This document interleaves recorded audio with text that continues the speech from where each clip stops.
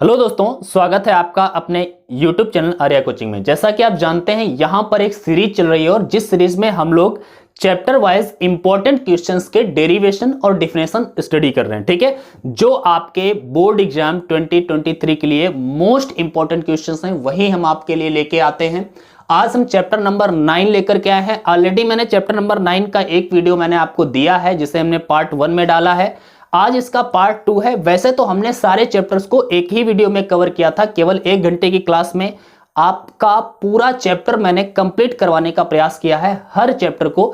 लेकिन chapter number 9 थोड़ा बड़ा था, इसलिए हम इसे 2 पार्ट्स में कर रहे हैं। तो ये है आपका पार्ट नंबर 2।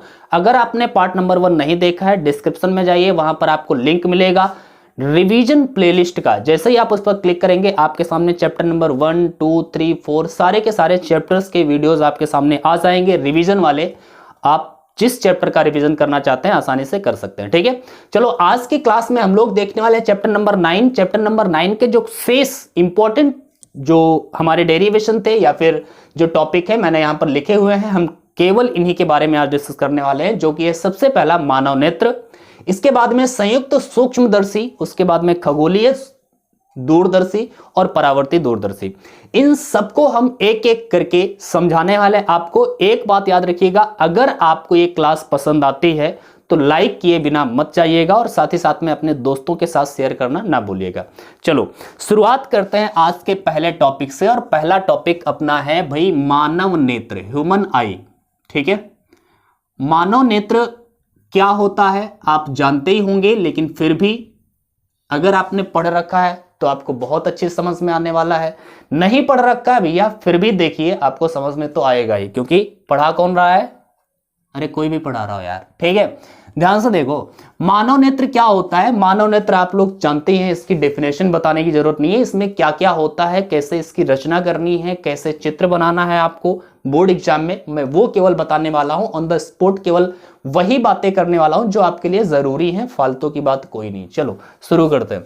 सबसे पहले अगर हम बात करें मानव नेत्र में क्या लिखेंगे, मानव नेत्र का भैया जो गोला होता है ना, वो एक मजबूत पटल से ढका रहता है जिसे हम बोलते हैं दृढ़ पटल।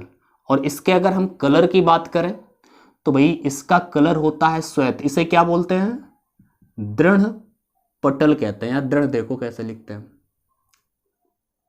दृढ़ कैसे लिखते हैं भाई? दृढ़। ओके, पटल। ओके, सो दृढ़ पटल का जो कलर होता है वो होता है श्वेत, और ये बहुत मजबूत होता है और अपारदर्शी होता है, प्रकाश इसको पार नहीं कर सकता। ठीक है, लेकिन इसके जो सामने का जो भाग है ये कुछ उभरा हुआ होता है, और इस उभरे हुए भाग को भाई हम कहते हैं कॉर्निया। क्या बोलते हैं? कॉर्निया। भैया यही सब आपको लिखना भी है, अभी मैं बता दूंगा आपको लिखना कैसे है। मैं एक बार बोल करके बता दूंगा, आप लिखना चाहें तो लिख भी लेना, लेकिन मेरे ख्याल से लिखने की जरूरत नहीं पड़ेगी। आप एक एक करके देखेंगे, एक बार मेरी बात को समझ लेंगे तो अपने आप लिख ही लेंगे, टेंशन नहीं लेना। ठीक है, कॉर्निया है। लेकिन एक बात याद रखना, मैंने बताया दृढ़ पटल जो होता है वो अपारदर्शी होता है, लेकिन भैया कॉर्निया जो है वो पारदर्शी होता है। प्रकाश यहीं से आपके आंख के भीतर जाने वाला है। ठीक है, इसके भीतर एक पतली सी झिल्ली होती है, और इस झिल्ली का नाम होता है आइरिस। क्या बोलते हैं इसे? आइरिस। ठीक है, ये अपारदर्शी झिल्ली होती है, इसको भी प्रकाश पार नहीं कर सकता, लेकिन इसके भीतर प्रकाश को ले जाने के लिए एक छोटा सा छिद्र होता है, और इस आइरिस में जो छोटा सा छिद्र होता है इसे हम बोलते हैं नेत्र तारा, या फिर इसी को हम बोलते हैं पुतली। ओके, सो नेत्र तारा भी बोल सकते हैं आप, पुतली भी बोल सकते हैं। साथ ही साथ में इस जो आइरिस है, आइरिस के पीछे रखा होता है एक उत्तल लेंस, और इस उत्तल लेंस को हम क्या बोलते हैं भाई? अभिनेत्र लेंस बोलते हैं। क्या बोलते हैं? अभिनेत्र लेंस बोलते हैं। और अभिनेत्र लेंस जिस पदार्थ का बना होता है ना, किसका बना होता है ये तो दुनिया ही नहीं जानती है, लेकिन जिस भी पदार्थ का बना होता है इसका अपवर्तनांक 1.44 होता है। अब ये ना सोचना कांच का बना होता है, कांच का नहीं होता। ठीक है, तो इसे हम क्या बोलते हैं? अभिनेत्र लेंस, इसका अपवर्तनांक क्या है, इसके पदार्थ का अपवर्तनांक होता है 1.44। अब ये जो खाली जगह है ना कॉर्निया और नेत्र लेंस के बीच में, यहां पर एक नमकीन द्रव भरा रहता है भाई, एक नमकीन द्रव भरा रहता है। और इस द्रव को हम लोग बोलचाल की भाषा में तो आंसू कहते ही हैं। बहाए होंगे आपने बचपन में भी, अभी भी बहाते होंगे, जिसके दिल टूटते हैं वो बहाते हैं, ठीक है। तो भाई ये जो जल है ना, जल क्या कहें यार, जो भी द्रव है, इस द्रव को हम बोलते हैं जलीय द्रव। क्या बोलते हैं? जलीय द्रव, ठीक है। और इस द्रव का अपवर्तनांक अगर कोई आपसे पूछे तो बता देना 1.336, ठीक है। ओके, अब आगे चलते हैं नेत्र के भीतरी हिस्से में। भाई दृढ़ पटल के नीचे एक काली झिल्ली होती है।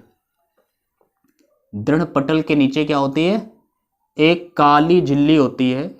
और ये जो काली झिल्ली होती है, इस काली झिल्ली को बोलते हैं कोरोइड। कोरोइड, इसका काम क्या होता है? इसका काम होता है नेत्र के भीतर जाने वाले प्रकाश को अवशोषित कर लेना, मतलब इसके भीतर परावर्तन ना हो सके। अगर परावर्तन हो गया, मान लिया यहां से प्रकाश गया, यहां पर एक प्रतिबिंब बना, ठीक है, यहां से परावर्तित हो गया, यहां पर फिर मिल गया, यहां भी प्रतिबिंब बन गया, तो तुम्हें दो दो चीजें दिखाई देंगी, फिर एक ही चीज को आप दो जगह देख पाओगे, ठीक है। तो इसलिए आंख के भीतर परावर्तन ना हो सके, इसलिए ये भैया होती है एक छोटी सी पतली सी परत, इसका नाम है कोरोइड और इसका कलर होता है काला। तो एक काली झिल्ली होती है, ओके। अच्छा, ये जो नेत्र लेंस है ना, ये हवा में थोड़ी टिका रहता है। यहाँ पर नेत्र लेंस को टिकाने के लिए भी कुछ मांसपेशियां होती है, और इन पेशियों को पक्षमाभी पेशियां भी बोलते हैं या सिलरी पेशियां भी बोलते हैं, ठीक है। तो सिलरी पेशियां लिखें या पक्षमाभी पेशियां लिखें, आपकी मर्जी है। सिलरी पेशियां मैं यहां पर लिख देता हूं, ठीक है। सिलरी पेशियां मैं भी एक बार बोल करके पूरा दिखा दूंगा, टेंशन नहीं लेना, ठीक है। सिलरी पेशियां ही है। अब भाई आगे बात करते हैं। यहां पर जो कोरोइड के नीचे, मतलब आंख के सबसे भीतरी हिस्से में एक और प्रकाश सिराओं की पतली झिल्ली होती है। और ये जो प्रकाश सिराओं की पतली झिल्ली होती है भाई, इस झिल्ली को हम बोलते हैं, बता दो क्या बोलते हैं? इसको बोलते हैं रेटिना।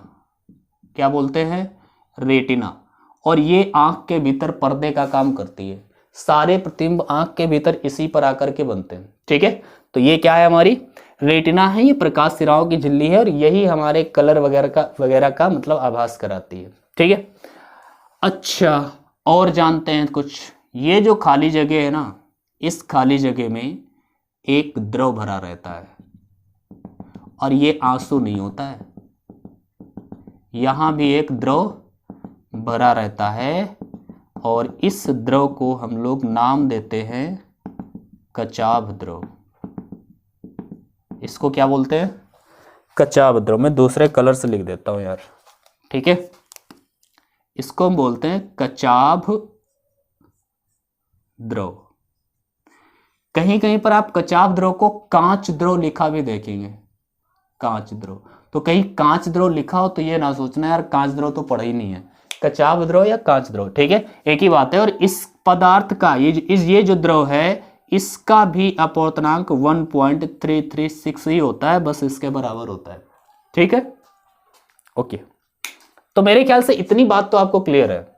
अब आप ध्यान से देखिए यार, ये जो प्रकाश इसके भीतर, आंख के भीतर जाता है, आंख ने कुछ देखा, और आंख ने जो देखा, क्या देखा ये बताएगा हमारा माइंड। तो आंख के भीतर से जो प्रकाश है वो फिर दिमाग में जाता है, और दिमाग में जिस स्थान से वो रेटिना को भेद करके मस्तिष्क में प्रवेश करेगा प्रकाश, उस बिंदु को भाई हम अंध बिंदु कहते हैं। मान लिया यहां से भेद करके ये आंख को मतलब भेद करके, रेटिना को भेद करके मस्तिष्क में प्रवेश करता है। इस पॉइंट को हम लोग क्या बोलते हैं? अंध बिंदु कहते हैं, अंध बिंदु। और एक बात याद रखिएगा, अंध बिंदु पर प्रकाश का कोई प्रभाव नहीं पड़ता है।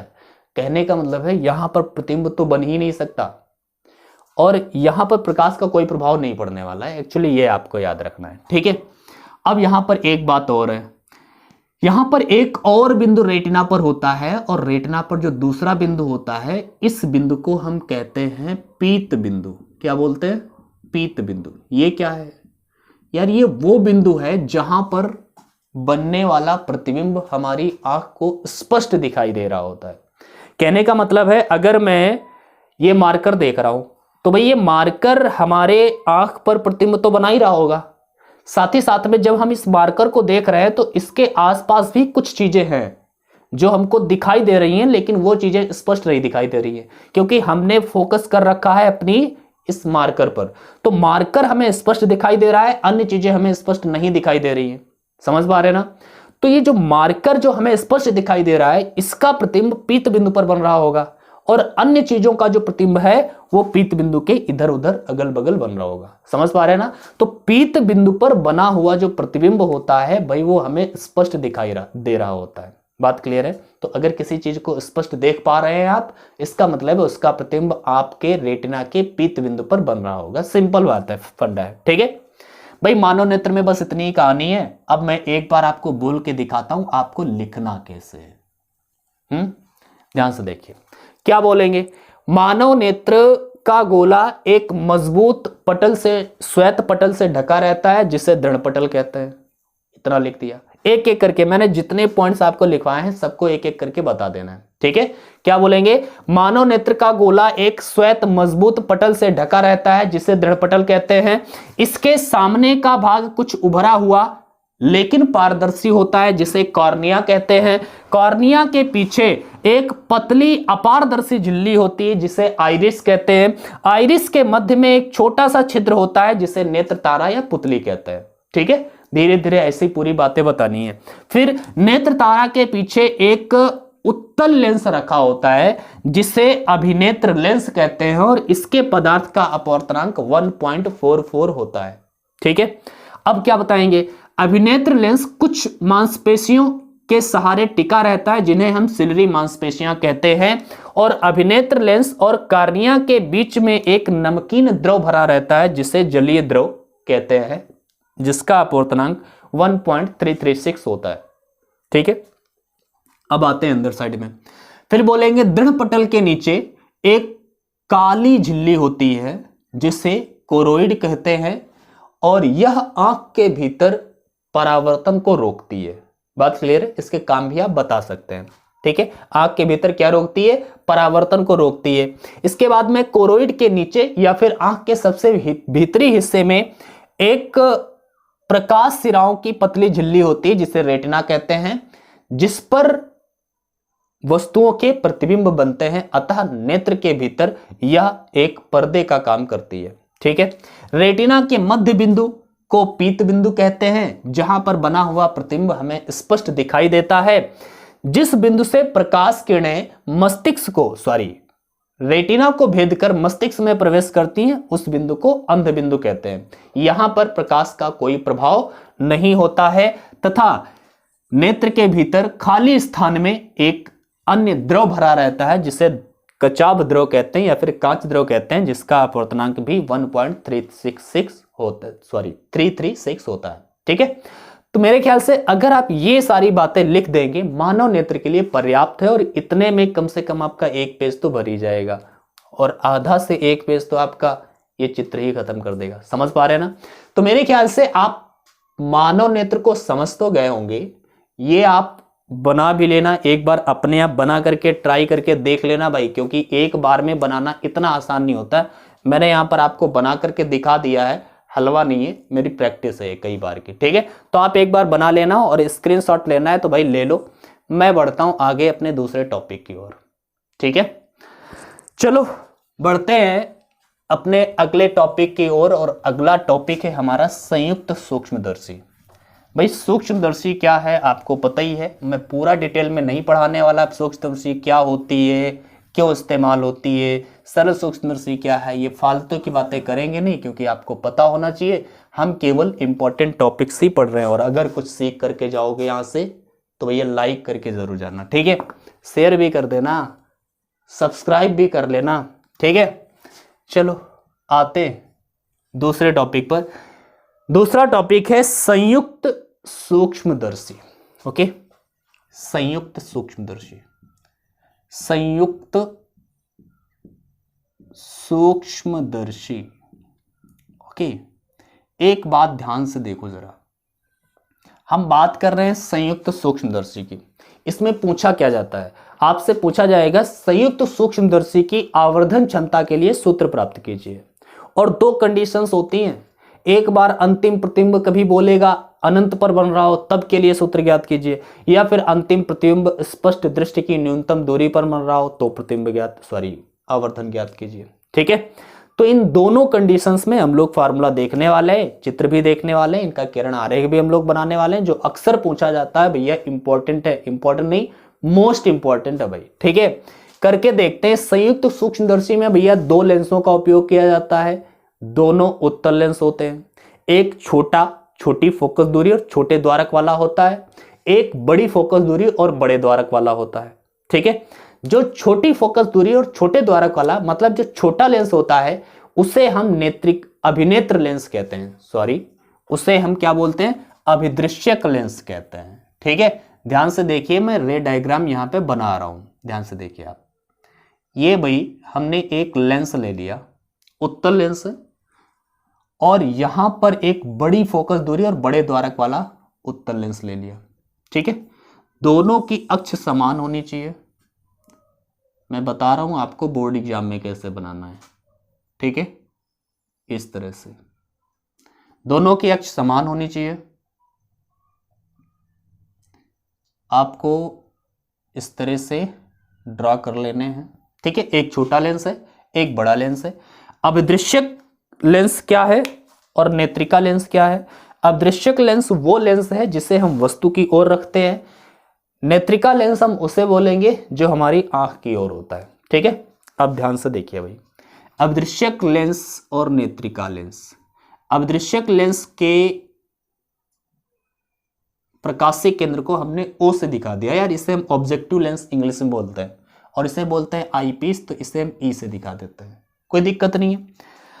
अब ध्यान से देखिए, कोई वस्तु रखी होगी, इसका फोकस कहीं ना कहीं तो होगा यार। मान लिया ये हमारा इसका फोकस है, यहां पे नहीं तो यहां पे मान लेना यार। ठीक है, ये हमारा फोकस है और इसका भी कहीं ना कहीं फोकस होगा। मान लिया इसका फोकस ये है। ठीक है, अब जरा ध्यान से देखो, यहां पर जैसे ही हम वस्तु रखते हैं और इस वस्तु का प्रतिबिंब हम प्राप्त करेंगे, इसका फाइनल इमेज। ध्यान से देखिए कैसे प्राप्त करेंगे। हम क्या करेंगे कि यहां से प्रकाश चलेगा, इस पर आया प्रकाश, जो समांतर प्रकाश किरण होती है मुख्य अक्ष के समांतर वाली, वो हमेशा फोकस से गुजरती है। इसका फोकस है ये, फोकस पॉइंट को हम लिख देते हैं F O. F focus point है, ओ मतलब ये ऑब्जेक्टिव लेंस वाला है, मैंने इसलिए लिख दिया। ठीक है, अब क्या होगा कि भाई यहां से इस तरह से ये गुजरेगा। बात क्लियर है? दूसरी प्रकाश किरण हम प्रकाशीय केंद्र से डालते हैं, और भाई एक बात याद रखना, जो प्रकाशीय केंद्र से प्रकाश किरण जाती है वो बिना विचलित हुए सीधी चली जाती है, और ये पहुंच गया और यहां पर दोनों जाकर के मिल जाती हैं। ओके, जहां पर मिलेंगी वहां पर ये प्रतिबिंब बनाएंगे, तो यहां पर एक बन गया प्रतिबिंब आपका। अगर मैं इस प्रतिबिंब का नाम देता हूं ए बी, तो इसका नाम मैं दे दूंगा ए डैश बी डैश। कोई दिक्कत है तुम्हें? होनी नहीं चाहिए। ठीक है, ये क्या है भाई, इसका फोकस था, किसका? आईपीस का। ठीक है, तो यहां पे मैं इस आईपीस का फोकस कर देता हूं, जिसे हम एफ ई से लिख देते हैं। ये ई का फोकस है, एफ ई। इधर साइड में फोकस है तो इधर साइड में भी तो होगा उतनी दूरी पर कहीं ना कहीं, यहां पे दिखा देते हैं यार एफ ई, ये एफ ई डैश कर देते हैं। ठीक है, अब ध्यान से देखो जरा, ये प्रतिबिंब बना है और ये प्रतिबिंब किसका है? इसका प्रतिबिंब है। प्रतिबिंब की दूरी को काहे से लिखा जाता है? v से, और ये ऑब्जेक्टिव लेंस का प्रतिबिंब है, इसलिए इसकी दूरी को हम vo से लिखें तो कोई दिक्कत है आपको क्या? नहीं होनी चाहिए। ये भाई वस्तु है, किसके लिए ये वस्तु थी? ये पहले वाले लेंस के लिए, अभिदृश्यक लेंस के लिए, और अभिदृश्यक लेंस के वस्तु की दूरी को u से और अभिदृश्यक लेंस के वस्तु की दूरी को uo से लिख दिया, कोई दिक्कत नहीं है। ठीक है, इसी प्रकार ये जरा बताइए क्या है? प्रतिबिंब है, किसके लिए, इसके लिए। लेकिन ये वाला जो पहले वाले का जो प्रतिबिंब होता है वो दूसरे वाले के लिए एक आभासी वस्तु का काम करता है, ये मैंने कल वाले दिन आपको बताया था। तो इसका मतलब है यार ये जो a डैश b डैश है ना, ये इस वाले लेंस के लिए वस्तु का काम करेगा। मतलब ये वस्तु है इस वाले लेंस के लिए, और इस वाले लेंस के वस्तु की दूरी को हम काहे से लिखते हैं जरा बताओगे? यूई से लिखते हैं, यू से लिखते हैं वस्तु की दूरी को, और ये आईपीस की दूरी है इसलिए यूई से लिख देते हैं, कोई दिक्कत ही नहीं है। ठीक है, अब इसका प्रतिबिंब आप बनाइए, क्योंकि ये वस्तु है इसके लिए और इसके लिए, अगर ये वस्तु है तो इसका प्रतिबिंब ये वाला लेंस कहां पर बनाएगा, जरा बनाते हैं। यहां से भाई ध्यान से देखो, प्रतिबिंब बनाने के लिए एक समांतर प्रकाश किरण डालेंगे जो हमेशा फोकस से गुजरेगी, तो भाई गुजर गई, कोई दिक्कत ही नहीं है। दूसरी प्रकाश किरण हम कहां से डालेंगे, प्रकाशीय केंद्र से डालेंगे। जो प्रकाशीय केंद्र से प्रकाश जाता है वो बिल्कुल सीधा चला जाता है। अब भैया आगे जाकर के तुमको लग ही नहीं रहा होगा कहीं पर मिलेंगी, ये और बढ़ते चले जाएंगे। इसका मतलब है अगर मैं इनको पीछे बढ़ाऊं तो ये कहीं पर मिलेंगी, और मान लेते हैं कहीं पर मिल गई है, यार ऐसे मिला लो, ठीक है, बहुत ज्यादा नजदीक नहीं मिलेंगी कुछ, ठीक है, जहां भी मिल जाए कोई दिक्कत नहीं है। ये जो है हमारा फाइनल इमेज होगा, इसे हम A डबल डैश और B डबल डैश बोल सकते हैं। बात क्लियर? इतना आपको समझ में आया? अगर ये आपने रे डायग्राम समझ लिया है तो भाई डेरिवेशन तो आप कर ही लेंगे आराम से, इसके आवर्धन का सूत्र तो हम ज्ञात ही कर लेंगे। ये अगर आपने समझ लिया है तो अब जरा डेरिवेशन के लिए जो दो इंपॉर्टेंट बातें हैं वो जरा समझिए। आवर्धन किसी भी प्रकाशिक यंत्र की आप बात करें, किसी प्रकाशिक यंत्र की, वो सूक्ष्मदर्शी हो या दूरदर्शी हो, सरल दूरदर्शी हो, सरल सूक्ष्मदर्शी हो, संयुक्त सूक्ष्मदर्शी हो, कोई भी हो, प्रकाशिक यंत्र की जब भी आप आवर्धन की बात करेंगे जिसे हम m से लिखते हैं, वो होता है भैया बीटा अपान अल्फा। क्या होता है? Beta upon alpha.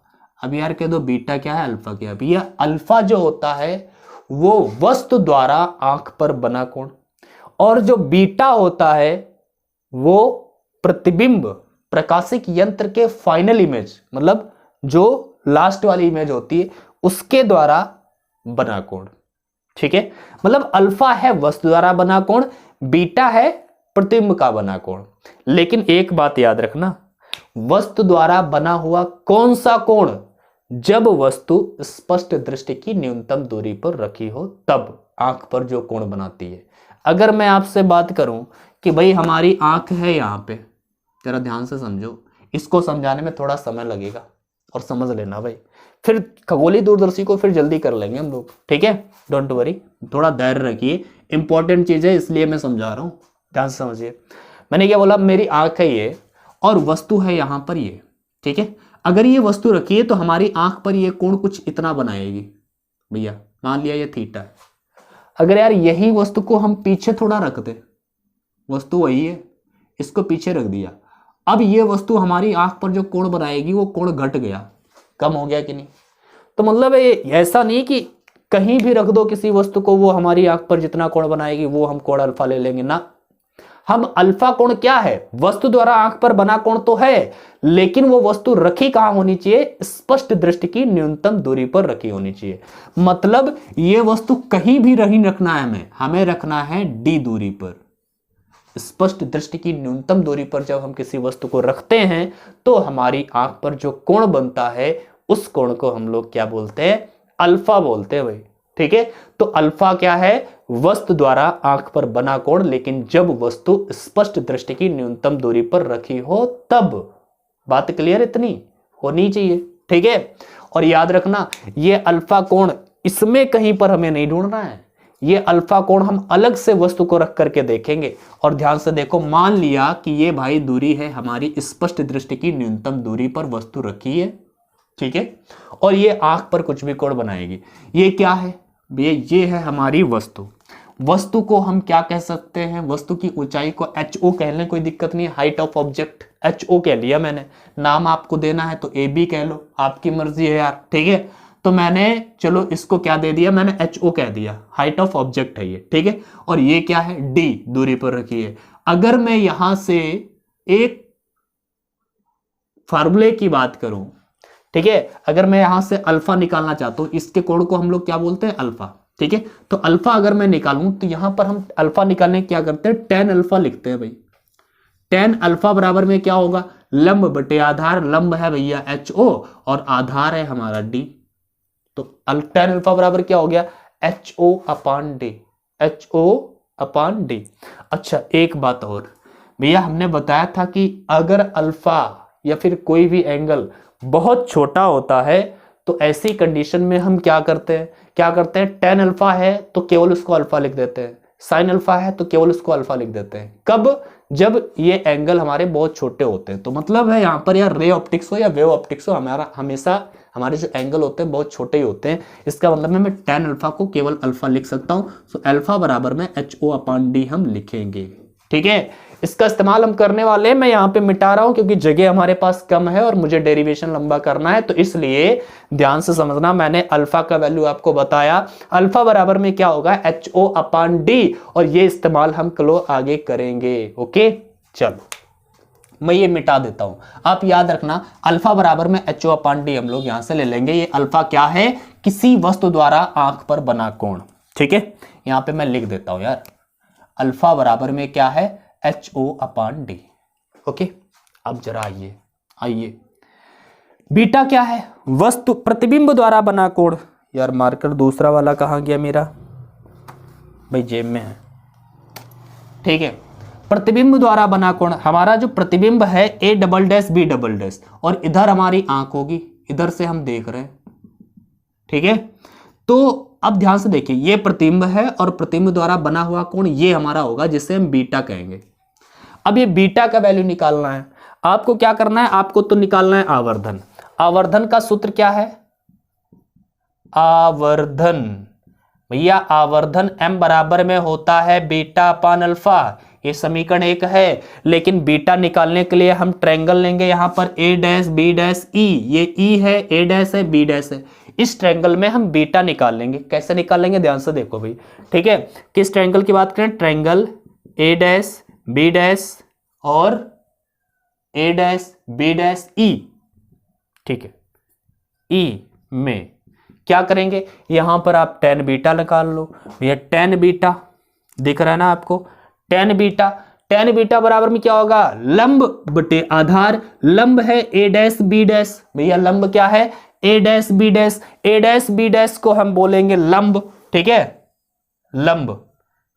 A dash B dash यहां पर लिख देते हैं यार हम, A डैश B डैश, ये हो गया लंब, ठीक है, ओके। और आधार क्या है, यहां पे आधार है यार A डैश से E तक की दूरी, जिसे हम बोल रहे हैं UE, और ये लेंस के इस साइड में है इसलिए माइनस की लेंगे, उस साइड में होता तो प्लस की ले लेते, ठीक है। तो यहां पर क्या हो जाएगा, UE, वो भी माइनस की UE, कोई दिक्कत नहीं है। अल्फा हमारा निकल आया है, ठीक है, बीटा हमारा निकल आया, क्योंकि हम टेन बीटा को ही बीटा लिख सकते हैं, मैंने अभी बताया था। तो ये बन जाएगा हमारा A डैश B डैश अपान में माइनस UE। ओके आगे बढ़ते हैं। ये हमने समीकरण 2 मान लिया। अल्फा हम कहां से लाएंगे, बस वहीं से उठा के लाएंगे, M बराबर में बीटा अपान अल्फा HO अपान D से, ठीक है। तो हमारा जो अल्फा होगा वो क्या है, HO अपान D।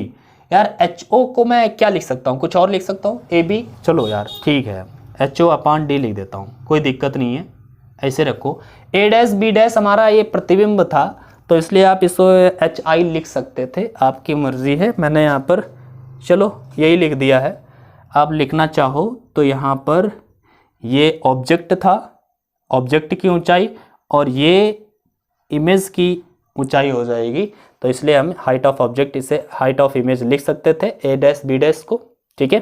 तो HI अपान UE, ये हो गया आपका, ठीक है। अब आप निकाल रहे हैं M निकालने के लिए आपको करना क्या है, तो भैया हमें पता है आवर्धन बीटा अपान अल्फा होता है। बीटा की जगह पे क्या लिखेंगे, आप लिखेंगे HI अपान में माइनस UE, और अपान में इनके बटे में क्या लाना है, अल्फा क्या है, HO अपान में D, पलट जाएगा भाई, M बराबर में HI अपान UE इंटू डी अपान एच ओ। हो गया? ओके। अब जरा और समझो यार, H I upon H O को इधर कर लो एक तरफ, H I upon H O को मैंने एक तरफ कर लिया, माइनस बाहर कर दो भाई, ठीक है। और इनटू में डी अपान यू ई एक तरफ कर दो। यार कभी आपने सुना होगा, अगर आपने लेंस पढ़ा होगा तो लेंस में आपने क्या पढ़ा था भाई? लेंस में पढ़ा था लेंस का जो आवर्धन होता है एम बराबर में क्या होता है? एम आवर्धन, लेंस का आवर्धन क्या होता है? प्रतिबिंब की ऊंचाई तथा वस्तु की ऊंचाई के अनुपात को हम लोग क्या बोलते थे? लेंस का आवर्धन बोलते थे। तो भाई यहां पर प्रतिबिंब की ऊंचाई मैं एच आई कह रहा हूं और वस्तु की ऊंचाई को एच ओ कह रहा हूं, इनका जो अनुपात होता है वो आवर्धन होता है। और इसको हमने एम बराबर में V अपान यू भी पढ़ा था। तो H I upon H O कहो या V अपान यू कहो, बात एक ही होती थी। इसका मतलब है V अपान यू को VO अपान यूओ भी तो आप लिख सकते हैं इस वाले लेंस के लिए। इसलिए हम कह सकते हैं H I upon H O की जगह पर VO अपान यूओ लेकर के हम आने वाले हैं। अतः m बराबर में माइनस VO अपान यूओ इंटू में D अपान यूई। ओके, ये हो गया हमारा समीकरण 4। अच्छा, मेन फार्मूला भाई यही है। अब हम दो कंडीशंस अलग अलग देखने वाले हैं, जब वस्तु स्पष्ट दृष्टि की न्यूनतम दूरी पर रखी हो तब, और जब वस्तु का जो मतलब वस्तु स्पष्ट दृष्टि की न्यूनतम दूरी पर नहीं, जब अंतिम प्रतिबिंब स्पष्ट दृष्टि की न्यूनतम दूरी पर बन रहा हो तब अलग, और अंतिम प्रतिबिंब अनंत पर बन रहा हो तब अलग। ठीक है, तो सबसे पहली कंडीशन, ये मेन फार्मूला यही है आवर्धन का। ठीक है, यही से अब दो कंडीशंस बनाते हैं। पहली कंडीशन, जब अंतिम प्रतिबिंब डी पर बन रहा हो, भैया जब अंतिम प्रतिबिंब डी पर बनेगा, जरा आप इस वाले लेंस की कहानी सुने। और इस वाले लेंस, ये वाला लेंस है ऑब्जेक्टिव लेंस, इसकी फोकस दूरी को मैं FO से लिखूंगा। ये वाला लेंस है आईपीस, इसकी फोकस दूरी को मैं FE से लिखूंगा। तो अगर मैं इस वाले लेंस की बात करूं तो इस वाले लेंस की जो फोकस दूरी है उसको मैं FE से लिखूंगा। और इस वाले लेंस के लिए जो वस्तु है, वस्तु तो ये A डैश B डैश है, और इसकी दूरी को मैं क्या लिखूंगा? इसकी दूरी को मैं UE से लिख रहा हूं, लेकिन इस साइड में इसलिए माइनस UE से लिख रहा हूं। ठीक है, अब जरा बताना, मैंने बोला है अंतिम प्रतिबिंब जो है वो स्पष्ट दृष्टि की न्यूनतम दूरी पर बनेगा। ये अंतिम प्रतिबिंब है, और मान लिया ये अंतिम प्रतिबिंब न्यूनतम दूरी पर बन रहा है, स्पष्ट दृष्टि की न्यूनतम दूरी पर बन रहा है, तो प्रतिबिंब की जो दूरी होगी जिसे हम V बोलते हैं वो D के बराबर हो जाएगी, स्पष्ट दृष्टि की न्यूनतम दूरी के बराबर। लेकिन इधर साइड में है तो इसे भी माइनस ले सकते हैं, ले लिया, कोई दिक्कत नहीं है। भैया यहाँ पर लेंस फार्मूला जरा लगाओ, फिर मैं आपको कहानी सुनाता हूँ। लेंस फार्मूला क्या होता है? 1/f बराबर 1/v माइनस 1/u। जरा इसको हम एडिट करते हैं। भैया f की जगह पर क्या लिखेंगे? FE लिखेंगे। v की जगह पर क्या लिखेंगे? -d लिखेंगे, तो लिख दो, मना किसने किया। u की जगह पर क्या लिखेंगे? -ue लिखेंगे, तो -ue लिखोगे तो प्लस का हो जाएगा ue। ठीक है, हम क्या करना चाहते हैं? हम D/UE प्राप्त करना चाहते हैं। भैया D/UE प्राप्त करना है तो 1/D को इधर फेंक दें, तो ये हमारा जो आएगा, इसको यार मिटाओ यहां से। ठीक है, जगह कम है भैया, समझ लो मैं क्या बोल रहा हूं। D को इधर ले आते हैं, तो 1/UE इक्वल टू जो आपके पास बनेगा वो होगा 1/D प्लस का आएगा, और 1/FE तो है ही। ठीक है, आप पाना क्या चाहते हैं? D/UE, तो D से पूरे में गुणा कर दो, D/UE आ जाएगा। तो D से गुणा करेंगे तो D/UE बराबर में D/D, जिसे हम 1 कह देंगे, और ये हो जाएगा D/FE। ये हो गया D/UE का सूत्र। ठीक है, अब D/UE का वैल्यू भाई अगर मैं यहां पे उठा के रख दूं इक्वेशन नंबर 4 में, ठीक है, रख दें, तो m बराबर में क्या बनेगा? तो m बराबर में बचेगा -VO/UO इंटू में D/UE की जगह पर हम लोग क्या लिखने वाले हैं? 1 + D/FE। और भैया यही फार्मूला होता है किसका? सूक्ष्मदर्शी की आवर्धन क्षमता का, लेकिन कब? जब अंतिम प्रतिबिंब स्पष्ट दृष्टि की न्यूनतम दूरी पर बन रहा हो तब। ठीक है, अब अंतिम प्रतिबिंब अगर अनंत पर बन रहा हो, जरा समझो, अगर अंतिम प्रतिबिंब अनंत पर बन रहा हो तो फार्मूला क्या होगा? थोड़ा सा जरा दिमाग लगाना यार। अंतिम प्रतिबिंब अनंत पर बनेगा कब? जरा सोचो। अनंत पर प्रतिबिंब तब बनता है जब वस्तु फोकस पर रखी होती है। इसका मतलब है ये वाला जो प्रतिबिंब है, ये जो वस्तु का काम कर रहा है, इसके लिए ये वस्तु कहां पर होनी चाहिए? इसके फोकस पर होनी चाहिए। और अगर ये वस्तु इसके फोकस पर हो जाए, इसके फोकस मतलब यहां पर रख जाए, समझो, इसका प्रतिबिंब कहां पर बनना चाहिए? यहां पर बनना चाहिए था। अगर ये प्रतिबिंब यहां पर बने तो इसका प्रतिबिंब जो अंतिम है वो अनंत पर बनेगा जाके।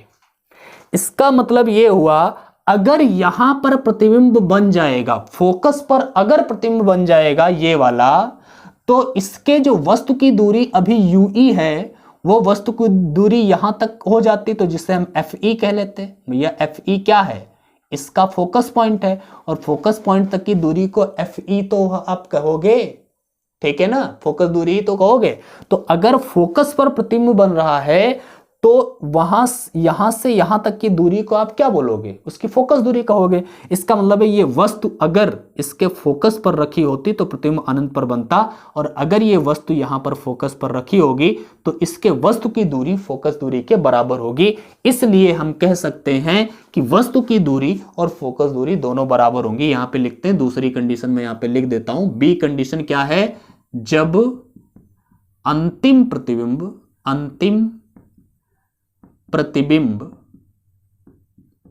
अनंत पर बन रहा हो। ठीक है, अनंत पर अगर अंतिम प्रतिबिंब बनेगा भाई तो क्या हो जाएगा? तब ये जो वस्तु की दूरी हमने ui, आपको u जो लिखा है वो अब ui नहीं, ui को बदल करके आप क्या लिख सकते हो? ui को हम बदल करके लिख सकते हैं fe, क्योंकि फोकस दूरी और वस्तु की दूरी उस समय बराबर होगी fe, लेकिन ये इस साइड में है तो माइनस का fe लिखना, या फिर जैसे हमने माइनस का ui लिखा था तो माइनस का fe लिखना। ठीक है, तो भाई ये हो गया। अब ये ui और fe बराबर हो गया, इसका मतलब माइनस ui बराबर है माइनस fe, और माइनस माइनस अगर मैं काट दूंगा तो यार ui बराबर में fe आ जाएगा। सिंपल बात है, कुछ नहीं करना है, ui की जगह पर उठा करके fe रख देना है। मेन फॉर्मूला मैंने बताया था यही है। ये तो कंडीशंस हम लोग ले रहे हैं, पहली कंडीशन के लिए ये बता दिया, दूसरी कंडीशन के फिर यहीं पर उठाते हैं। इसलिए जो आवर्तन आएगा m बराबर में क्या होगा? माइनस vo अपान uo इंटू में d अपान ui। ui है वस्तु की दूरी, लेकिन अगर ये वस्तु फोकस पर बनेगा तो यहां पर इसका मतलब है कि इसकी फोकस दूरी fe के बराबर हो जाएगी, तो यहां पर fe लिख देंगे, कोई दिक्कत नहीं है। जब अंतिम प्रतिबिंब अनंत पर बन रहा हो तब इसके आवर्तन का फार्मूला होगा माइनस vo अपान u इंटू डी अपान fe। लेकिन जब प्रतिबिंब अनंत स्पष्ट इसकी न्यूनतम दूरी पर बन रहा हो, d पर बन रहा हो, तो फार्मूला होगा इसकी आवर्तन क्षमता का माइनस vo अपान u o इंटू में 1 प्लस डी अपान fe। बात क्लियर है? मेरे ख्याल से आपको ये समझ में आया होगा। अगर समझ में नहीं आया भैया थोड़ा सा रिपीट करके देख लो यार, क्या जाता है। ठीक है, समझ में आ ही जाएगा। ज्यादा समय नहीं है इसलिए हम बार बार आपको तो नहीं समझा सकते। एक काम करिए, स्क्रीनशॉट ले लो, मैं बढ़ूं आगे। ठीक है, ले लिया, बढ़ते हैं आगे। चलो आइए, अगला टॉपिक हमारे पास जो है वो है खगोलीय दूरदर्शी। और अब की बार हम आपको दूरदर्शी के दर्शन कराते हैं। दर्शन क्या यार, पढ़ाते हैं। उसकी भी आवर्धन क्षमता का सूत्र मैं आपको डिराइव करके बताता हूँ कैसे डिराइव करना है।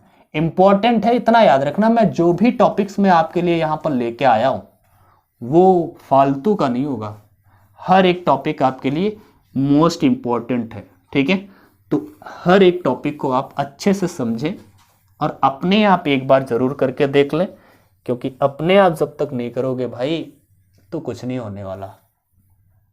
भला करना है खुद का तो अपने आप करना है। ठीक है, तीसरा टॉपिक है हमारा खगोलीय दूरदर्शी।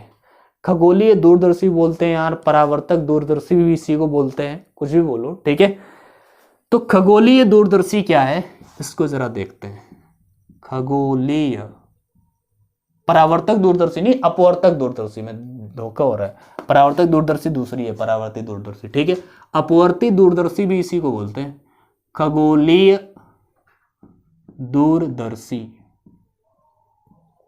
ओके, ये भी वही सही है, लंबा चौड़ा है, वैसे चित्र बनाना है आपको, लेकिन इसमें थोड़ा सा अंतर है। वो यार सूक्ष्मदर्शी थी जो हमें छोटी चीजों को देखने में काम आती है। उसमें हमने 2 उत्तल लेंसों का प्रयोग किया था, एक फोकस दूरी जिसकी कम, एक की ज्यादा। कम फोकस दूरी वाला अदृश्यक लेंस था, ज्यादा फोकस दूरी वाला नेत्रिका लेंस था। यहां पर उल्टा है, इसमें भी 2 लेंसों का उपयोग होगा, एक छोटी फोकस दूरी वाला, एक बड़ी फोकस दूरी वाला। इसमें यार जो छोटी फोकस दूरी वाला होगा वो नेत्रिका होगा, और जो बड़ी फोकस दूरी वाला होगा वो भैया अदृश्यक लेंस होगा। जस्ट अपोजिट करते हैं, चित्र बनाते हैं आपके लिए, किरण आरेख बनाते हैं, फिर डेरिवेशन करते हैं, ठीक है। जरा समझो। हाँ, खगोलीय दूरदर्शी, इससे नॉर्मली आकाशीय पिंडों, चंद्रमा वगैरह वगैरह, ग्रह वगैरह, ठीक है, देखने के काम में आती है। अब जरा ध्यान से देखो, यहां पर हम लोग क्या करने वाले हैं। यहां पर यार सबसे पहले आपको एक उत्तल लेंस लेना है जिसकी फोकस दूरी बड़ी फोकस दूरी वाला, ठीक है, और एक छोटी फोकस दूरी वाला उत्तल लेंस लेना है। दोनों को एक ही अक्ष पर रखना है, ठीक है, दोनों को एक ही अक्ष पर रखना है। रख लिया हमने। यह है अदृश्यक लेंस, यह अदृश्यक लेंस है जिसे हम ऑब्जेक्टिव लेंस इंग्लिश में बोलते हैं, ओ से लिखेंगे। यह है नेत्रिका लेंस जिसे हम आईपीस बोलते हैं, इसे हम ई से लिखेंगे, ठीक है भैया। वस्तु, ये खगोलीय दूरदर्शी है, और खगोलीय दूरदर्शी छोटी मोटी दूरी पर रखी वस्तुओं को देखने के काम नहीं आती। बहुत दूर रखी वस्तुओं, जैसे ग्रहों को देखना है, उपग्रहों को देखना है, तो बहुत दूर रखी वस्तुओं को हम देखते हैं। अब दूर रखी वस्तुओं को देखेंगे तो जो प्रकाश किरणें आ रही होंगी ना, जो प्रकाश किरणें आ रही होंगी वो बहुत दूर से आ रही होंगी। और हमने कभी ना कहीं आप बताया होगा कि यार जो प्रकाश किरणें बहुत दूर से आती हैं वो लगभग एक दूसरे के समांतर होती हैं। तो अनंत से आने वाली जो प्रकाश किरणें हैं वो समांतर होती हैं भाई। तो यहां पर हम जैसे अभी हमने सूक्ष्मदर्शी में एक प्रकाश किरण ऐसे डाली, एक ऐसे डाली, ये समांतर तो नहीं थी। हम यहां पर क्या करने वाले हैं, समांतर प्रकाश किरण लेकर के आने वाले हैं, क्योंकि ये प्रकाश किरणें आ रही होंगी अनंत से, ठीक है। तो भैया एक प्रकाश किरण हम इस तरह से डालते इस तरह से डाल देते हैं। ये कहां से आ रही है, ये अनंत से आ रही है, और जो प्रकाश से केंद्र से गुजर रही है उसमें कोई दिक्कत नहीं है। इसकी फोकस दूरी बहुत अधिक है, मान लिया यहां तक है इसकी फोकस दूरी, ठीक है, यहां तक है। इसके पॉइंट को हम क्या लिख देंगे, एफ ओ है। ओ क्या है, ऑब्जेक्टिव लेंस का फोकस पॉइंट इसने दिखाया है। यहां तक की दूरी को हम लोग क्या लिखेंगे, एफ, बताओ, एफ ओ, ठीक है, फोकस दूरी है यार इसके, ठीक। दूसरी प्रकाश किरण इसके समांतर लेकर के आएंगे। भाई जब कोई प्रकाश किरण समांतर आएगी, किधर से जाएगी पता नहीं है। मुख्य अक्ष के समांतर आती है तो फोकस से जाती है, हमें पता था, लेकिन ये मुख्य अक्ष के समांतर नहीं है, ये इस प्रकाश किरण के समांतर है। लेकिन याद रखना, जब कोई प्रकाश किरण ना अनंत से आती है, अनंत पर रखी है कोई वस्तु, उसका प्रतिबिंब बनता कहां पे है, तो अनंत पर रखी वस्तुओं का प्रतिबिंब बनता है फोकस पर। तो यार जो अनंत पर रखी वस्तु, मतलब जो दूर हैं, ग्रहों को देख रहे हैं, वो अनंत लगभग हम मानते हैं, तो उनका प्रतिबिंब बनेगा कहां पर, इसके फोकस पर बनेगा। मतलब ये दिमाग लगा लो कि इसका जो फोकस है एफओ, यहीं पर प्रतिबिंब बनेगा आके। इसका मतलब है ये मिलने वाली कहां पर है भैया, इस पॉइंट पर मिलेगी ये इससे। बात क्लियर, बस ये भाई प्रतिबिंब बना लिया किसका, यहां पर जो भी अनंत पर कोई वस्तु होगी उसका प्रतिबिंब मैंने यहां पर बना लिया है, और इसका नाम दे देते हैं हम आपके लिए ए बी, ठीक है, मेरे लिए भी है, परेशान ना हुआ करो कि भैया हमारे लिए दे दिया, ठीक है। कोई दिक्कत है, आगे बढ़े, मार्कर बदलते हैं यार। अब इसका प्रतिबिंब ये बनाएगी, कैसे, ध्यान से देखो। इसका जो फोकस होगा, ये समझना जरा भाई, इसका जो फोकस होगा वो इसके फोकस को पार कर रहा होगा। एक दूसरे के जो फोकस होते हैं, इनके जो फोकस होते हैं एक दूसरे को क्रॉस कर जाते हैं, और क्रॉस नहीं करेंगे तो एक ही पॉइंट पर भी हो सकते हैं, लेकिन वो पोजीशन अलग होगी जब वस्तु का प्रतिबिंब अनंत पर बन रहा होगा तब, ठीक है। लेकिन अगर स्पष्ट दृष्टि की न्यूनतम दूरी पर प्रतिबिंब बन रहा है तो हमेशा इनके फोकस एक दूसरे को क्रॉस कर जाते हैं। इसका फोकस उधर पहुंच गया, इसका फोकस इधर आ गया, समझो ये है Fe ब्लू वाला, ठीक है। और यहां तक की दूरी को आप क्या बोलोगे भैया, इसकी फोकस दूरी है यार, Fe लिख दो, कोई दिक्कत नहीं है यार। ये क्या है, ये है इसके लिए प्रतिबिंब, और जो पहले वाले के लिए प्रतिबिंब होता है वो दूसरे वाले के लिए आभासी वस्तु का काम करता है। इसका मतलब ए बी क्या है, इसके लिए वस्तु है, और इसके लिए वस्तु है तो इसकी वस्तु की दूरी को काहे से लिखोगे, यू ई से लिखोगे, लिख दिया यू ई, ठीक है। अब ध्यान से देखिए, इसका आप प्रतिबिंब बनाइए, समांतर जाएगी यार, ये इधर फोकस है तो इधर कहीं पर इधर साइड में फोकस बनेगा। मैं नाप लेता हूं अपनी उंगलियों से, ठीक है। ये है Fe, इधर साइड में ये समांतर गई और ये सीधी चली गई, ठीक है। दूसरी प्रकाश किरण मैं प्रकाशीय केंद्र से डालूंगा इसके, ये सीधी चली जाएगी, और ये भी भैया पीछे बढ़ाने पर मिलेंगी कहीं पर। आओ आओ मिलाते हैं आपको, हम मिल गई आखिर, यहां पे मिल गई, और ये अंतिम प्रतिबिंब बनेगा A डैश B डैश। कुछ खराब लगा क्या, सही है ना सब, ठीक है। ये अंतिम प्रतिबिंब कहां पर बन रहा है, मान लेते हैं स्पष्ट दृष्टि की न्यूनतम दूरी पर बन रहा है, दूसरी कंडीशन में मान लेंगे कि वो अनंत पर बन रहा है, ठीक है। अलग अलग कंडीशंस में, चलो देखते हैं पहले। चलो अभी हमें क्या ज्ञात करना है, क्षमता का सूत्र, आवर्धन क्षमता, फार्मूला क्या होता है, m बराबर में बीटा अपान अल्फा। यार बीटा क्या है, प्रतिबिंब द्वारा बना कोण, अल्फा क्या है, वस्तु द्वारा बना कोण। लेकिन वस्तु द्वारा बना कोण तब जब हम बिना नेत्र के देख रहे हैं, बिना नेत्र के देख पाओगे, मतलब बिना दूरदर्शी के देख रहे हैं। लेकिन दिक्कत यहां पर ये है, जब बिना दूरदर्शी के आप देखो या दूरदर्शी के से देखो, तो हम क्या करने वाले हैं, ये मान लिया दूरदर्शी है, हम आंख दूरदर्शी के भीतर जब देखते हैं तो इधर से देखते हैं, ये नेत्रिका है, मैं अपनी आंख को यहां पे उठा के रख लूंगा। अरे मतलब उसके आगे जाकर के मैं सोचता हूं कि यहां पे अगर मेरी आंख है तो ये जो वस्तु अनंत पर होगी, क्योंकि मैं वस्तु को यहां पर उठा करके अपने पास नहीं रख सकता ना, क्योंकि वो वस्तु अनंत पर है। तो वस्तु को उठा करके आप d दूरी पर रख करके आप देखें, इसके लिए तो आप कर ही नहीं सकते, क्योंकि अभी मैंने बताया था अल्फा वो कोण है जब हमारी वस्तु हमारी आंख पर बनाती है, कब, जब आपकी वस्तु स्पष्ट दृष्टि की न्यूनतम दूरी पर रखी हो। लेकिन यार यहां पर तो आप वस्तु को स्पष्ट दृष्टि की न्यूनतम दूरी पर रख ही नहीं सकते, क्योंकि वस्तु है अनंत पर। मान लिया आपको चंद्रमा को देखना है, तो चंद्रमा को उठा करके क्या डी दूरी पर रख सकते हो, नहीं ना। तो हम यहां पर कोण अल्फा वही लेंगे जो वस्तु हमारी आंख पर बना रही होगी डायरेक्टली वहां से, ठीक है। और मैं मानता हूं कि मान लिया वहां पर कोई वस्तु है, हमारी आंख पर जो कोण बना रही होगी वो वस्तु, वो भैया ये कोण बना रही होगी अल्फा, ठीक है। मान लिया यहां पर हमारी आंख होगी और ये वस्तु हमारी आंख पर कोण बना रही है अल्फा। अगर ये कोण अल्फा है तो भैया शीर्षाभिमुख कोण के हिसाब से मैथ पढ़ी होगी आपने, ये अल्फा होगा। और अगर ये अल्फा है तो मुझे ये अल्फा निकालना होगा। इसके लिए बीटा कहां से निकालोगे, फाइनल इमेज कौन सी है, A dash B dash. A dash B dash जो हमारी नेत्र पर कोण बनाएगी उससे हम क्या बोलेंगे, बीटा। तो ये हमारी नेत्रिका लेंस है और यहां पर बनेगा जो कोण वो होगा बीटा, ठीक है। अब जरा ध्यान से देखो, और अल्फा निकालना है तो ट्रायंगल OAB, आप इस ट्रायंगल को लीजिए जरा, OAB, ठीक है। ट्रायंगल OAB में निकालना है आपको अल्फा, ठीक है। तो क्या लोगे, tan अल्फा, भाई tan अल्फा बराबर में लंब बटे आधार, लंब क्या है AB, लिखो भाई AB, आधार, आधार क्या है, यहां से लेकर यहां तक की दूरी जिसे हम FO कह रहे हैं भाई, FO लिख दो चुपचाप, FO।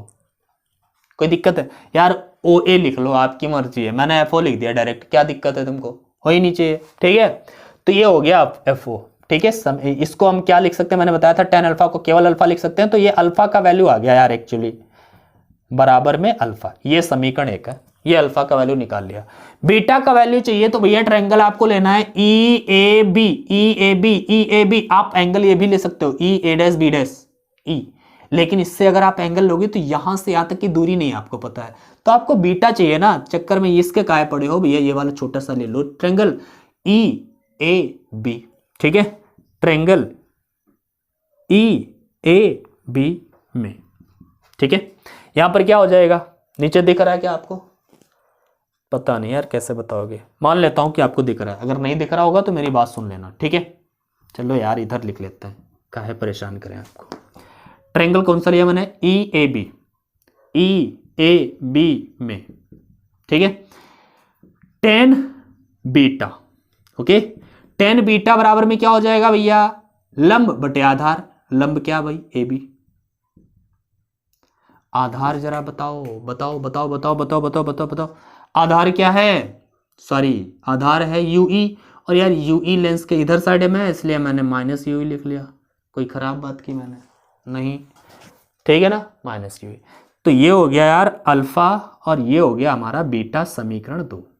अल्फा बीटा हमने ज्ञात कर लिया है यार, अब तो आवर्धन निकाल सकते हैं। तो आवर्धन क्या होता है? आवर्धन m बराबर में बीटा अपान अल्फा, इसलिए इसलिए इसलिए इसलिए m बराबर में बीटा कितना लिखोगे भाई? बीटा हमारे पास है, कहाँ गए भाई? AB upon minus UE, AB upon minus UE, और अपान में क्या है? अल्फा। अल्फा अपान में है, इसको पलट करके लिख देते हैं। देखो जगह कम होने की वजह से मैं शॉर्ट में सब काम कर रहा हूं, तो अल्फा बटे में रखना है आपको, और इसको उल्टा करके रख देते हैं, गुणे में लिख देते हैं, FO अपान AB। यार AB से AB तो खत्म ही कर सकते हो, क्या बचा आपके पास? m बराबर में FO माइनस का FO अपान UE।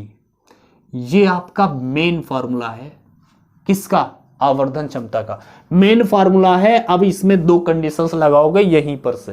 पहली कंडीशन जब अंतिम प्रतिबिंब स्पष्ट दृष्टि की न्यूनतम दूरी पर बने, ओके, जब, कहां? जब अंतिम प्रतिबिंब, ठीक है, D पर बने। D समझते हो ना, स्पष्ट दृष्टि की न्यूनतम दूरी पर बने, ठीक है। तो क्या हो जाएगा यार, अगर स्पष्ट दृष्टि की न्यूनतम दूरी पर अंतिम प्रतिबिंब बन रहा होगा तो ये होगी अंतिम प्रतिबिंब की दूरी, जिसे हम D बोलेंगे। अब मैं इस लेंस की बात करूं तो इस लेंस की फोकस दूरी को मैं FE बोलूंगा।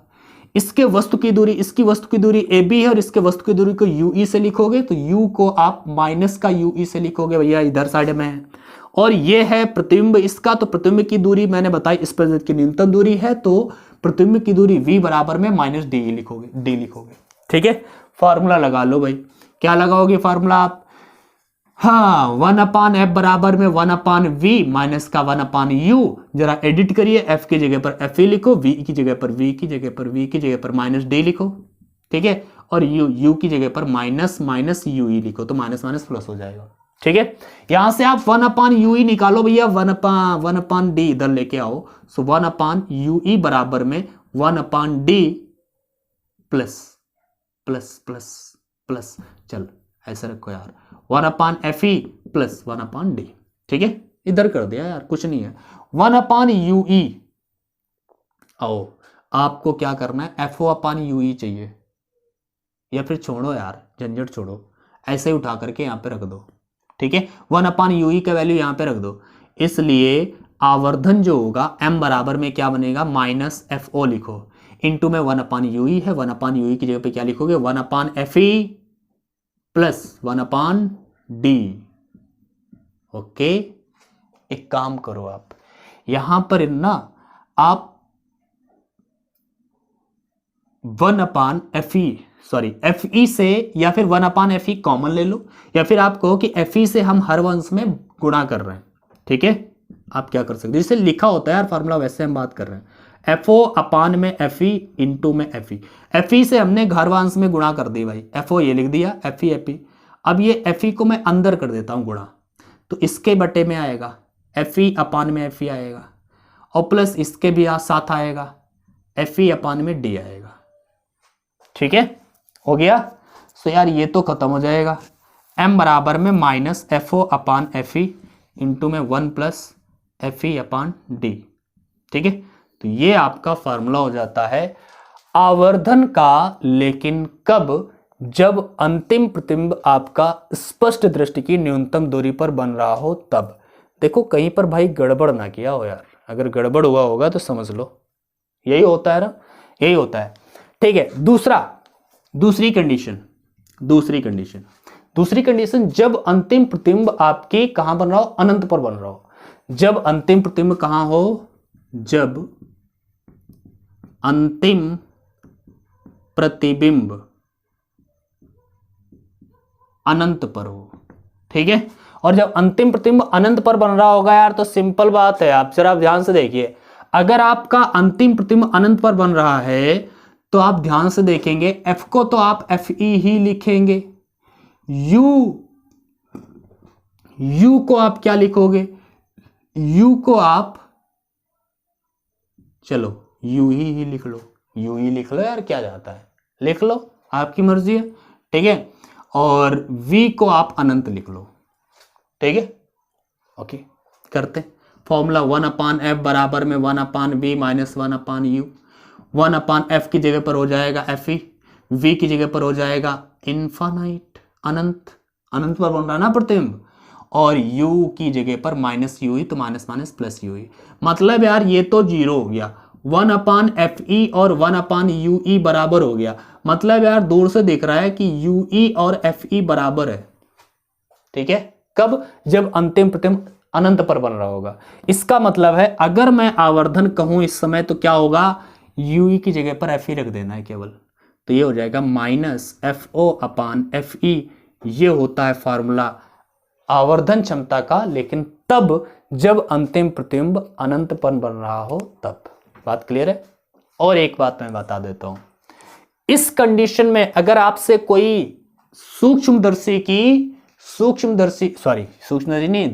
की लंबाई पूछे, तो दूरदर्शी की लंबाई के लिए सूत्र मैं यहां पे लिखता हूं यार, ठीक है। दूरदर्शी की लंबाई मतलब एल क्या है, दूरदर्शी की लंबाई। यार दूरदर्शी की लंबाई क्या है, दोनों लेंसों के बीच की दूरी को दूरदर्शी की लंबाई कहते हैं। अब जरा ध्यान से देखो, यहां से लेकर के FO तक की दूरी को मैंने FO कहा, और FO के बाद में इस वाले लेंस तक की दूरी को मैंने UE कहा, तो FO प्लस UE जो होगा वही हमारी क्या होगी, दूरदर्शी की लंबाई होगी। क्या, FO प्लस UE। भैया UE को निगेटिव ना ले लेना इसमें, इसलिए हम यहां पर मॉड लगा देते हैं, और FO में भी मॉड ही लगा देते हैं, क्या जाता है, मॉड लगा हो फिर भी कोई दिक्कत, निगेटिव नहीं वैल्यू कोई लेनी है। बात क्लियर है। अगर ये तो तब हो जाएगा जब अंतिम प्रतिबिंब स्पर्शदर्शी की न्यूनतम दूरी पर हो तब, ठीक है, UE का वैल्यू होगा। लेकिन अगर अनंत पर होगा, तो जब अंतिम प्रतिबिंब अनंत पर होगा तो हमें पता है UE और FE दोनों बराबर होते हैं भाई, तो UE की जगह पर आप FE लिख सकते हो, तो L बराबर में क्या हो जाएगा, FO प्लस FE, कोई दिक्कत नहीं है, ये फॉर्मूला हो जाएगा, ठीक है। मेरे ख्याल से आपको ये समझ में आया होगा, भैया समझ में आया है तो अच्छी बात है, नहीं आया फिर भी अच्छी बात है, ठीक है, या दोबारा देख लेना, ठीक है, कोई बात नहीं है। स्क्रीनशॉट ले लो, मैं आगे बढ़ता हूँ, फिर अगला टॉपिक देख लेते हैं, क्योंकि समय काफ़ी हो रहा है और आपके लिए हम वीडियो यहाँ पर शूट कर रहे हैं 9:30 बजे, समझ लो, ठीक है।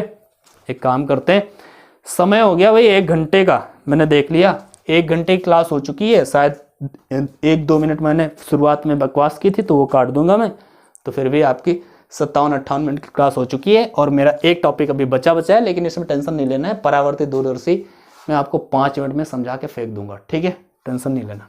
चलो कर लिया भाई, आगे बढ़े, आइए अगला टॉपिक देख लेते हैं, परावर्ती दूरदर्शी।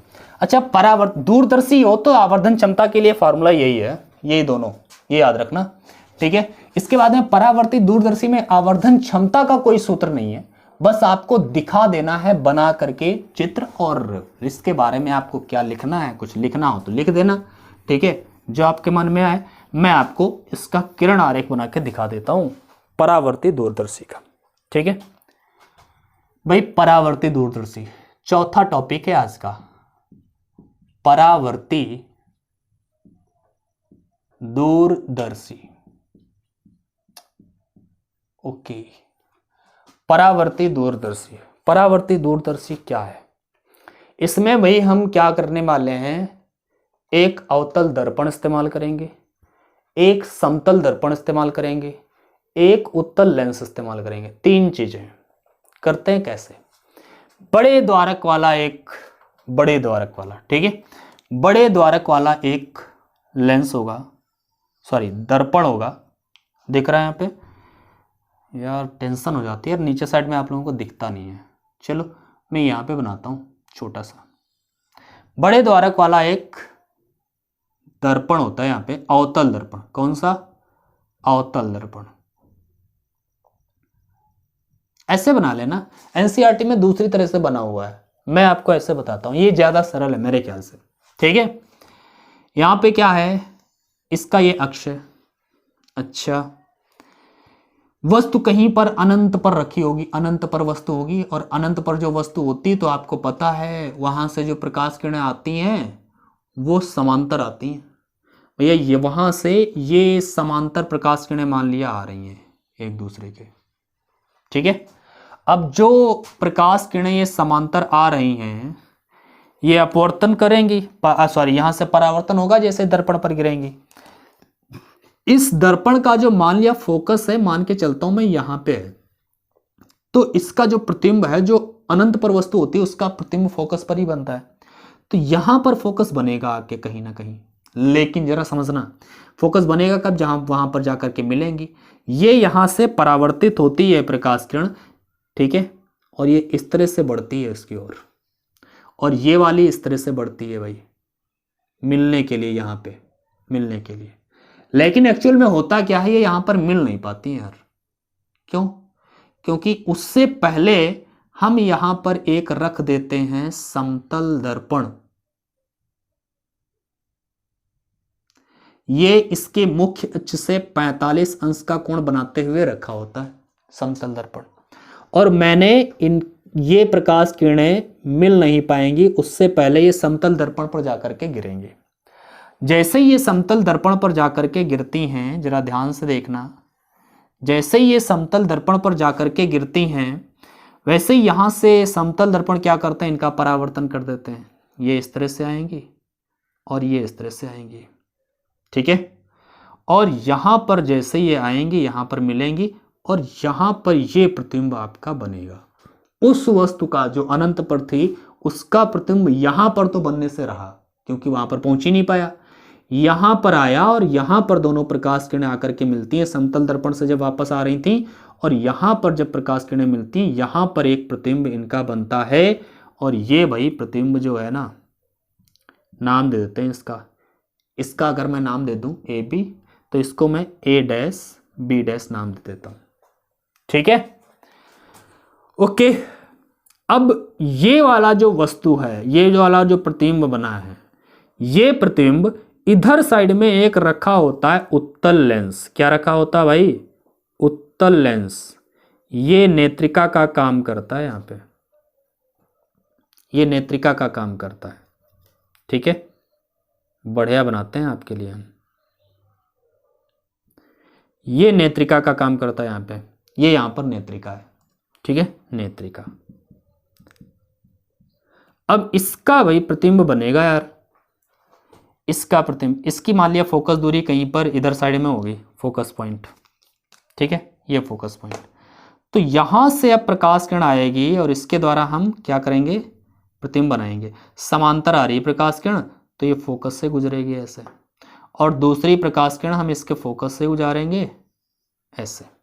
ठीक है, अब इनका प्रतिबिंब आगे तो बनेगा नहीं क्योंकि ये दूरी बढ़ती जाएगी, पीछे साइड में कहीं पर जाकर के इनका प्रतिबिंब बनता है। इनको पीछे बढ़ाते हैं, और जब इसको पीछे बढ़ाते हैं तो भैया ये ऐसे बढ़ती है और ये ऐसे बढ़ती है और कहीं पर जाकर के मिल जाती है। ये जो पीछे बढ़ाने वाली किरण है ना, आप अपनी पटरी से खींचोगे भैया सही से बनेगी स्केल से। मैं तो अपना ऐसे खींच लेता हूँ। ठीक है, डॉट डॉट में दिखा देना यार पीछे बढ़ाने वाली किरणों को। जहां पर मिलेंगी वहां पर इनका प्रतिबिंब बन जाएगा, और इस प्रतिबिंब को हमने क्या बोला, A double dash B double dash. ये हमारा फाइनल इमेज होगा जो हमें दिखाई दे रहा होगा। बात क्लियर है? बड़ा तो भैया ये है परावर्तित दूरदर्शी का किरण आरेख। कैसे बनाओगे मैंने बता दिया, पूरी कहानी बता दी है। आप क्या लिखेंगे इसमें, लिख सकते हैं एक बड़े द्वारक वाला अवतल दर्पण होता है जो किसी एक नली पर फिट रहता है, और ये अदृश्य का काम करता है। ये किसका काम करता है? अदृश्य का काम करता है। इससे जब प्रकाश किरणें आती हैं तो दर्पण से परावर्तित होकर के फोकस की ओर बढ़ते हैं, लेकिन फोकस से पहले यहां पर एक समतल दर्पण रखा होता है जो दर्पण से मुख्य अक्ष का कोण 45 अंश का कोण बनाए हुए झुका रहता है, ठीक है। जैसे ही ये प्रकाश किरणें समतल दर्पण पर पड़ती हैं तो ये वहां से परावर्तित होकर के प्रतिबिंब A डैश B डैश बनाती हैं, और प्रतिबिंब A डैश B डैश का सीधा और आभासी प्रतिबिंब नेत्रिका लेंस द्वारा A double dash B double dash बना दिया जाता है। आप जो भी इसका लिख सकते हैं अपनी भाषा में बना करके वो आप लिख दीजिएगा, चित्र इस तरह से बना दीजिएगा। मैंने आपको बता दिया है, अगर आपको कंफ्यूजन है थोड़ा सा बैक करिए, इसका दोबारा समझिए कैसे मैंने चित्र बनाया है, कोई टेंशन नहीं है, ठीक है। तो एक काम करते हैं भैया, ये भी टॉपिक मेरा खत्म हो गया है, स्क्रीनशॉट आपको लेना है तो ले लो, फिर हम थोड़ी बकवास करते हैं। सुनो, अभी भागना नहीं है आपको, ठीक है। सबसे पहले क्या करना है आपको, अगर सीखे हैं, पसंद आई है क्लास तो लाइक करिए, पहले लाइक कर दो, शेयर कर दो अपने दोस्तों के साथ में, और चैनल नहीं सब्सक्राइब किया है तो अभी सब्सक्राइब कर लो, क्योंकि आगे बहुत सारी क्लास आने वाली हैं। चैप्टर 9 के बाद 10, 11, 12, 13, 14 और पीछे वाले चैप्टर्स अगर आपने नहीं देखे हैं तो जाइए, डिस्क्रिप्शन में मैंने बताया रिवीजन प्लेलिस्ट का लिंक मिलेगा, क्लिक करिए, आपके सारे चैप्टर्स का रिवीजन वहां से हो जाएगा, ठीक है। साथ ही साथ में आप अगर हमसे जुड़ना चाहते हैं तो भाई इंस्टाग्राम पर हमें फॉलो कर सकते हैं, आर्या_सर इंस्टाग्राम पर जाइए, सर्च करिए, फॉलो कर लीजिए, बातचीत करेंगे, ठीक है। साथ ही साथ में अगर आप हर चैप्टर की PDF नोट डाउनलोड करना चाहते हैं तो हमारे टेलीग्राम चैनल को ज्वाइन कर लीजिए, टेलीग्राम पर जाइए, सर्च करिए आर्या कोचिंग, जैसे आप सर्च करेंगे तो वही लोगो आपको दिखेगा जो लोगो यूट्यूब पर है, ठीक है। खोलिएगा, ज्वाइन कर लीजिएगा उस चैनल को, और वहां पर सारी की सारी PDF नोट्स आपको मिल जाएंगे, ठीक है।